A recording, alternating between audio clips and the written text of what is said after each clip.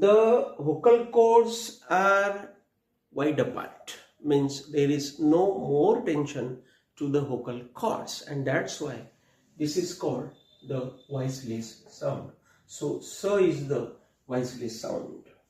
The second thing I will explain is that Z is voiced sound. Remember, Z is the voiced sound. Voiced means what? When we pronounce this Z, then the vocal cords are vibrated, means they get vibrated or they vibrate.